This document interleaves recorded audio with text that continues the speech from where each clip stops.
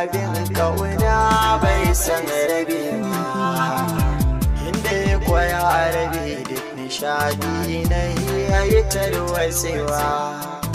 sirrin farin ciki soyayya ba ta kurawa mai so a so shi kan so ba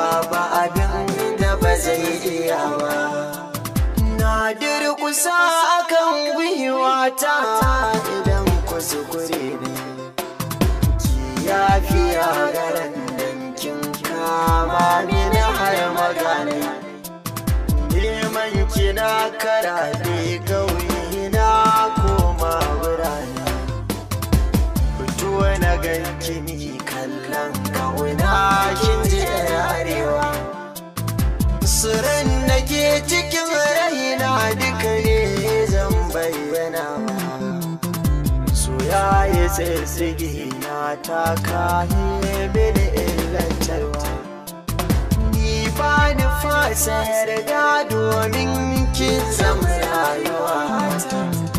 manta da ke hakan ban san yaushe ne zan iya ba kukan da ni nake da gishirwa ba ta gushe ba duk da na asali rabuwa ba ta zamto mutuwa ba amma ki shaida yin banganki ba gida ba zan koma ba dan babu lafiya dan baki ba zan iya ba da shan da ke kamin wata ɗa ba zan so ta girbi ba na zo da lallama hauraji ba zan fara gwaji ba garin yayi shiru san ba na jin ko da tsuntsaye ina zan bincika dan na san ke ba ki da kawai na zama majnun kanki bai shakar kowaye hakan ne mai kiyau na kodi ma zafin sawaye ba za na so ki dan kyau ba ko dan surarki sai dan halin ki haƙuri na sanyo mani na kure ki to kare ki manta da ma tausayi alkairi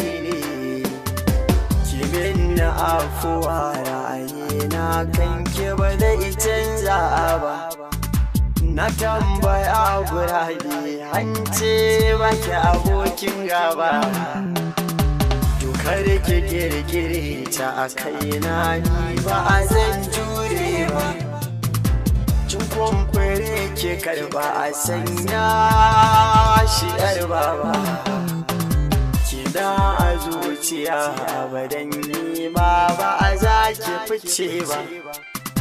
kallo wani ruduwa ya zamo na yi wa mata yi san ba su birge hali ra'ayi na dai